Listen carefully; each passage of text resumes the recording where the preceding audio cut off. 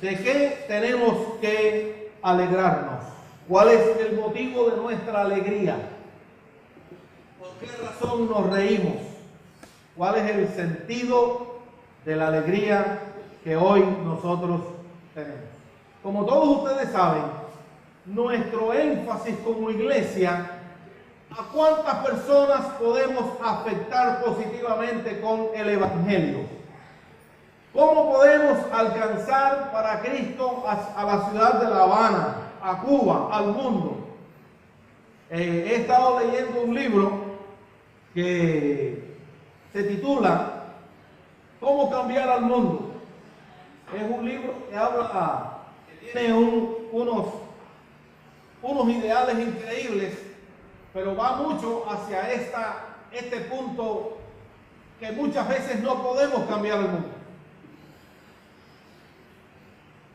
Y a nosotros nos hace falta entender cuál es la perspectiva de la Biblia para comprender la profundidad que hay en el pasaje bíblico, sobre todo aquí en Lucas, y ver cuál es el desafío que tenemos por delante en nuestra misión cristiana. Lucas capítulo 10, a partir del versículo 17 al 20. Volvieron los 70, ¿cómo? Con gozo, diciendo: Señor, aún los demonios se nos sujetan en tu nombre. Y les dijo: yo veía a Satanás caer del cielo como un rayo. He aquí os doy potestad de hollar serpientes y escorpiones, y sobre toda fuerza del enemigo, y nada os dañará. Pero no os regocijéis de que los espíritus se os sujetan, sino regocijaos de que vuestros nombres están escritos en los cielos. ¿De qué tenemos que alegrarnos? Lucas nos enseña una perspectiva diferente acerca de cuál es el motivo de nuestra alegría. ¿Cuál es la meta de nuestra alegría?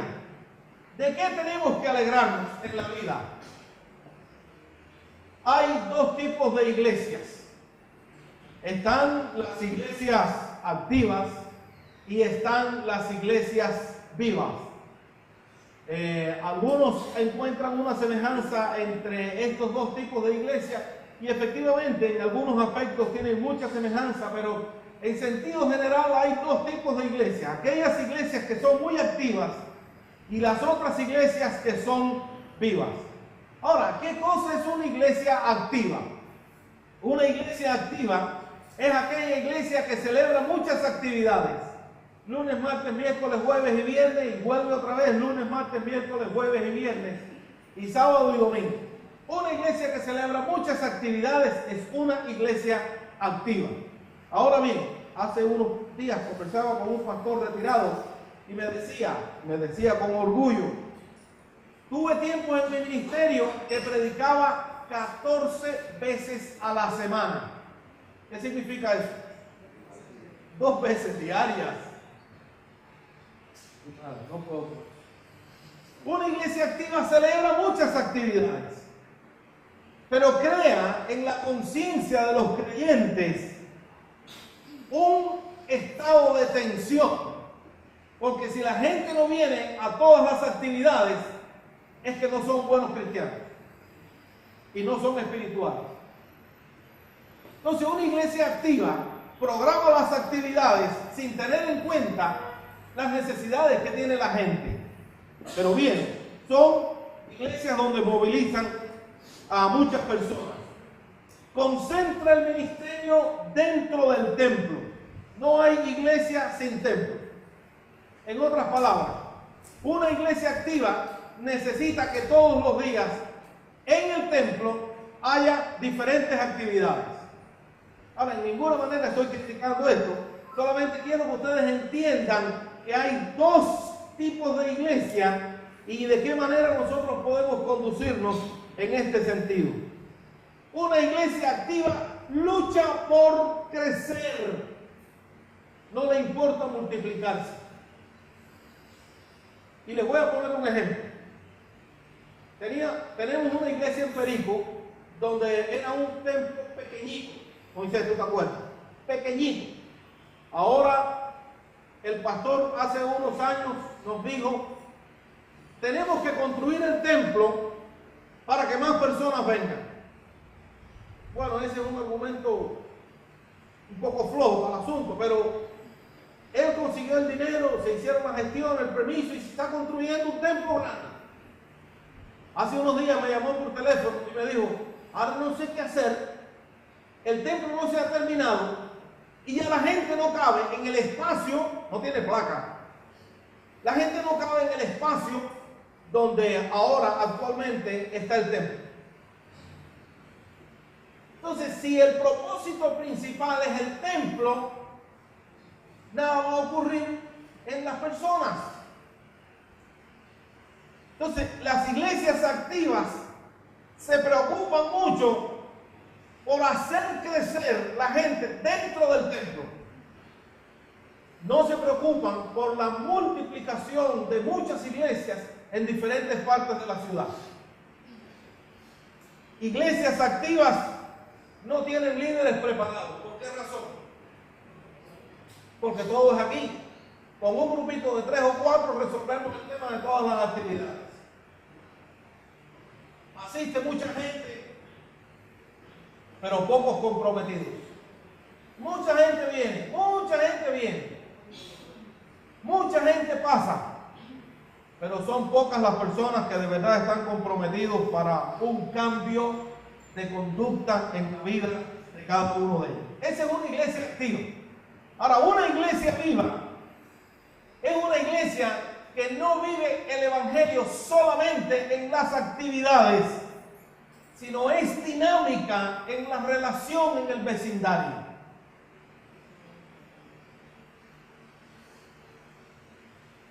¿Sabe que es muy bueno es muy fácil ser pastor, el ser cristiano dentro de la iglesia, dentro del templo? Pero nuestro verdadero cristianismo está en nuestra casa, está en el trabajo, está en la escuela, está en la tienda, está donde quiera que estemos. Es una relación dinámica con el mundo que nos rodea. Una iglesia viva invita a sus creyentes a venir a las reuniones para celebrar la vida espiritual del cuerpo de Jesucristo.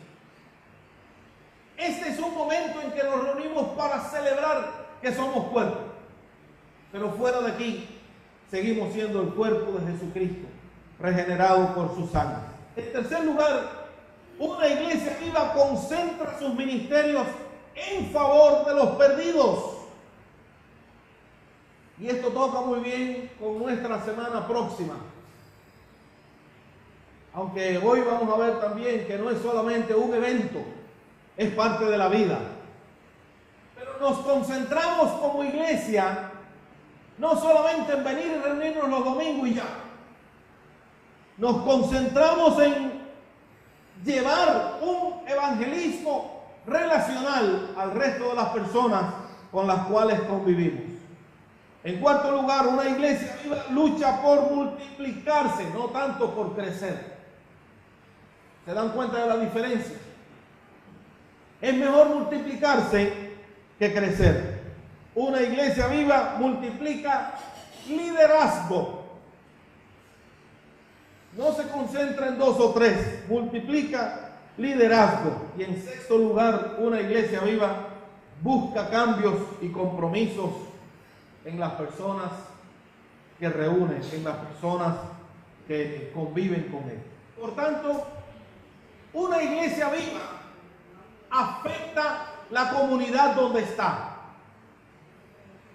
Es evidentemente una fuerza que Dios ha provisto para lograr cambios en el corazón de las personas.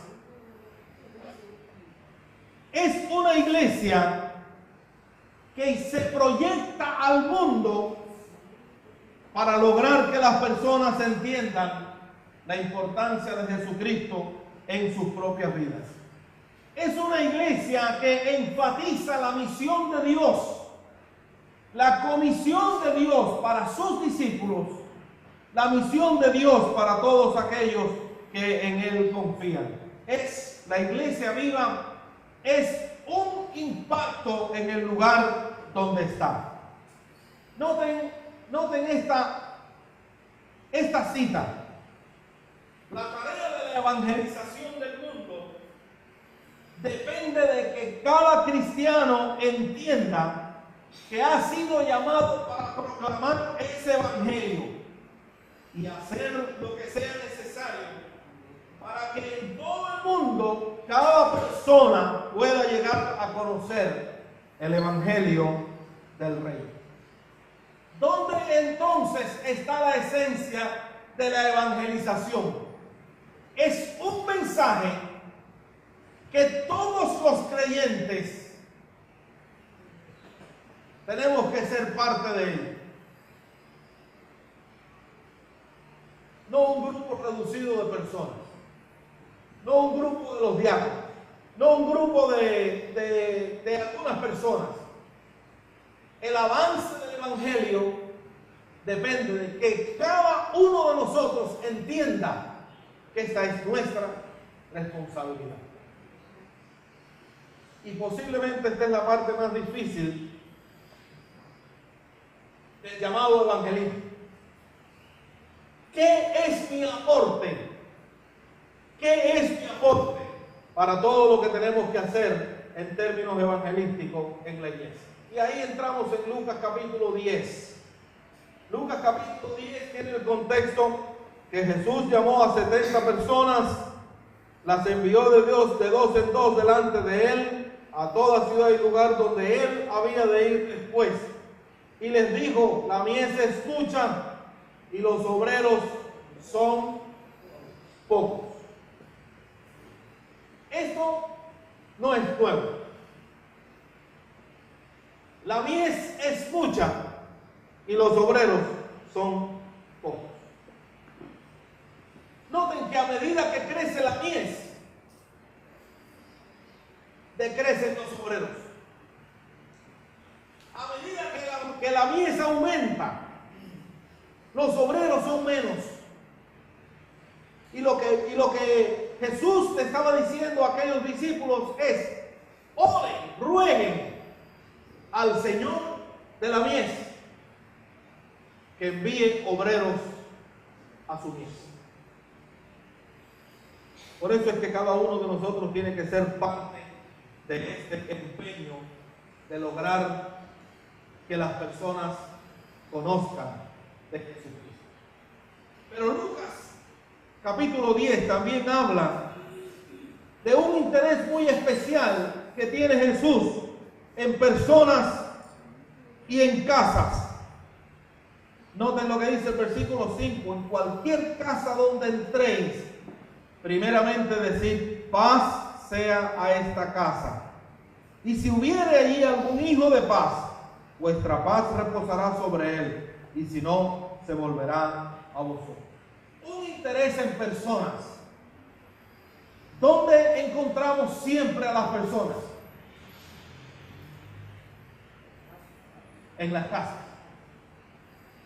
Jesús le dijo a aquellos discípulos: vayan a las casas, encuentren allí personas.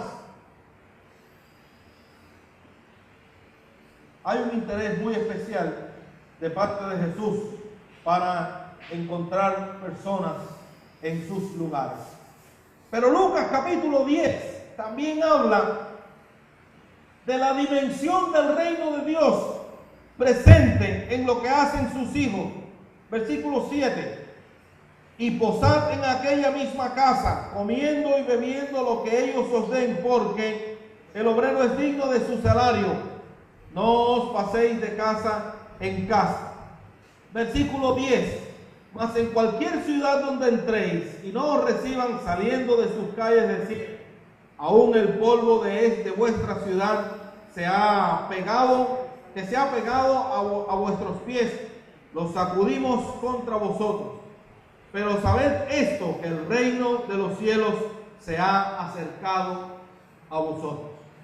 En la manera que nos acercamos a la gente, en la manera que el Evangelio llega hasta la gente, el reino de los cielos se ha acercado, se hace presente, se hace visible, está en cada uno de las personas.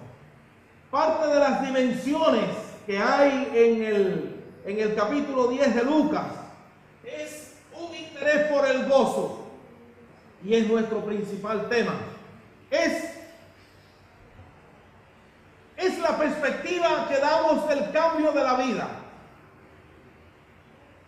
Cuando aquellos discípulos salieron, Lucas capítulo 10, hicieron muchos milagros, echaron fuera demonios, tuvieron un ministerio de mucho impacto, de mucho alcance. Y dice la Biblia que regresaron con gozo, alegres. Regresaron con gozo, alegres. Y aquí está el versículo 17. Volvieron los 70 con gozo, diciendo: aún los demonios se nos sujetan en tu nombre. Y hay una relación muy estrecha entre el gozo y la oposición en la obra misionera. La labor evangelística implica una tarea de oposición con los poderes del enemigo. Eso es cierto. Pero parte de esta enseñanza en Lucas capítulo 10 está el fuerte impacto que hace la presencia de Dios en la labor evangelística. Un fuerte impacto.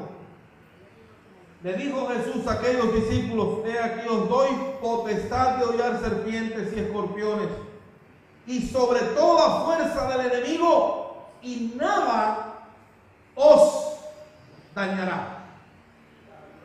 Ahorita cantamos: no te dé temor seguir a Cristo. El temor es parte de la esencia humana, es nuestra incapacidad para huir de esas cosas a las que Dios nos llama. El gozo y la oposición son parte de la obra misionera, pero el gozo lo produce la bendición de los resultados. El gozo viene como consecuencia de los resultados que se obtienen en la obra misionera. Aquellos 70 vinieron con gozo. Y gloria a Dios por eso. Pero la oposición no es nuestro asunto. La oposición es algo que Dios ha asegurado su presencia en contra de esa oposición. Debemos preocuparnos por el enemigo, pero todos debemos saber que es un enemigo vencido. Jesucristo lo venció en la cruz del Calvario. Y Jesús le dijo a aquellos discípulos: nada os dañará. Van a tener fuerza sobre el enemigo, toda fuerza en contra del enemigo, y nada os dañará. Pero el gozo y la oposición tienen una perspectiva diferente. El gozo y la oposición tienen una perspectiva diferente cuando nos damos cuenta que el fruto que sale de la evangelización es fruto para la vida eterna.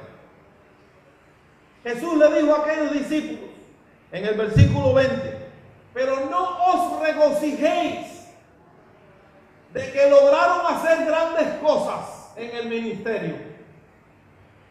No se pongan contentos de lo que han logrado. Y parte de lo que habían logrado era el gozo de haber vencido la oposición. Jesús le dijo: hay una cosa más importante que vencer la oposición,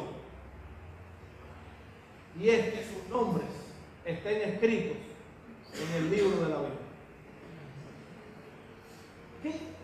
¿Qué dimensión tan diferente tiene Jesús acerca de nuestros planes? Nosotros queremos evangelizar a todo el mundo y pensamos que la cosa tiene que ser muy fácil. Y Él dice: produce gozo, efectivamente, Pero hay una oposición que está ahí. Y Jesús dice, tampoco se preocupen por la oposición. Es algo que yo resolví en la cruz del Calvario una vez y por siempre. Muchas veces la oposición es parte del engaño del enemigo hacia nosotros. Produce gozo, hay oposición, pero no se preocupen ni por el gozo ni por la oposición. Preocúpense de que sus nombres estén escritos en el libro de la vida. Hay fruto para vida eterna. No es el gozo de reírnos en una campaña. No es solamente ver que hay oposición y muchas cosas no podemos hacer. Es preocuparnos por aquellas cosas que van a trascender a esta vida. Están por encima de nuestra existencia. Son frutos para vida eterna. Cuando sacamos a una persona, cuando anunciamos el Evangelio, cuando predicamos el Evangelio, y el Espíritu Santo contiende con esa persona y sale del reino de las tinieblas. Por eso es que hay oposición.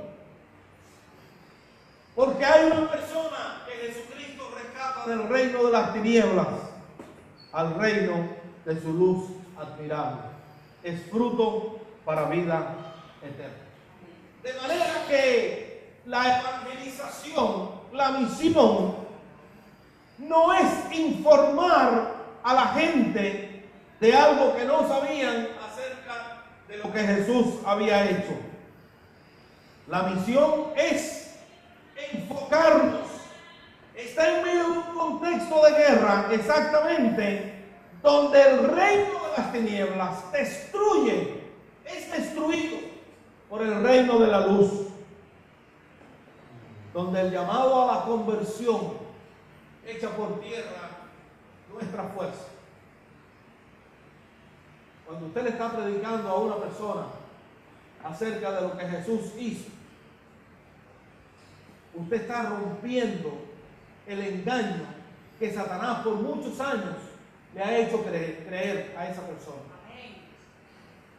Y la grandeza de la presentación del Evangelio está en que únicamente por el poder de Jesucristo es que se da esa transformación y esa conversión entre nosotros. Sacamos a una persona, yo digo sacamos, en realidad no somos nosotros, pero esa persona sale del poder del reino de las tinieblas y Jesucristo lo pone en el poder de su propio reino. Una persona esclavizada y de momento es una persona libre.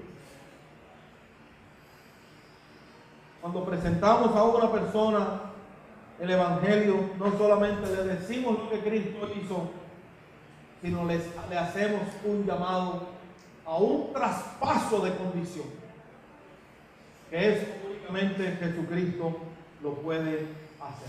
De manera, hermanos, que es tiempo de actuar. Es tiempo de presentar un mensaje de libertad a las personas. Es tiempo de presentar un mensaje de poder. Es un mensaje que necesita ser escuchado desesperadamente, entendido por hombres y mujeres en todas las partes del mundo. Se mantiene en un abierto contraste con los intentos del hombre por encontrar un significado para su vida aparte de Dios. Y esa es la gran propuesta del Evangelio. La gente necesita escuchar que únicamente hay libertad y poder bajo el señorío de Jesucristo. No es solamente nuestra experiencia, es parte de la experiencia de la Biblia. Es lo que nos convence a nosotros hoy. No es únicamente la dimensión mayor de la evangelización, no está únicamente en decir, sino en proponerle a la gente un cambio de vida. Y por eso es que el Espíritu Santo, dice la palabra, que el Espíritu Santo convence de pecado. Una persona no se convierte porque nosotros le presentamos el Evangelio. Una persona se convierte cuando el Espíritu Santo convence de pecado a esa persona. Lo que también dice la Biblia, ¿cómo irán si alguien no les anuncia? Y ahí está nuestra responsabilidad, en anunciar las virtudes de aquel que nos llamó de las tinieblas a su luz admirable. Por eso el énfasis de nuestro tiempo evangelístico es: hay esperanza en Jesús. No hay esperanza en la amistad, no hay esperanza en la iglesia, no hay esperanza en nosotros. En quien único hay esperanza es en Jesús. Y ustedes están muy familiarizados con esto. Al final le pueden, a John va a estar allí, les va a entregar esta invitación para que usted la entregue, la haga a otras personas. Por la parte de adelante está esta invitación, y por la parte de atrás hay pasos sencillos como conocer a Dios. Es nuestro mayor esfuerzo. Recuérdense, si Jehová no edificare la casa, ¿cómo termina el versículo? En vano trabajan los que la edifican. Vamos a hacer nuestra parte, no vamos a poder hacer la parte de Dios. Vamos a motivarnos, vamos a orar, a rogar al Señor de la mies que envíe obreros a su mies, a pedirle al Espíritu Santo que convenza del pecado a la gente. Ese es su trabajo. Vamos a hacer nosotros el nuestro. Invitar a la gente a que escuche, a que vengan y escuchen la palabra del Señor, a que se motiven a venir, porque nuestra proclamación es una proclamación para cambiar el corazón de la gente. Dice Pablo, a griegos y a no griegos, a sabios, y esto de no sabios se puede traducir a estúpidos, a griegos y a no griegos, a sabios y a estúpidos, dice Pablo, soy deudor. En otras palabras, tengo que mostrar la esperanza que hay en Jesús para que la gente entienda la finalidad de su vida. Soy deudor, soy responsable por hacer mi trabajo. También Pablo en Corintios dice que el Señor nos encargó a nosotros la palabra de ¿qué? Dios y el ser humano, el hombre pecó. Y dice Romanos que estamos destituidos de la gloria de Dios por haber pecado. Y ahora Pablo dice, a nosotros nos encargó la palabra de reconciliar otra vez a ese mundo con Dios. Así que somos embajadores en nombre de Cristo. Voy a dejar eso para otra ocasión. Lucas capítulo 10 nos mete en un compromiso. No es solamente el compromiso de entender que es importante la misión. Lucas capítulo 10 nos mete en el compromiso de ser responsables, agentes activos en esa evangelización. No tiene que sentirse culpable de las cosas que uno no puede hacer. No se sienta culpable que la persona que usted invitó no vino. No se sienta culpable que la persona que usted invitó y vino no se convirtió. No se sienta culpable, ese no es su problema. Eso es asunto de Dios. Dejémosle eso a Dios, esos problemas. Vamos a resolver nuestra obediencia, vamos a resolver nuestro compromiso, vamos a resolver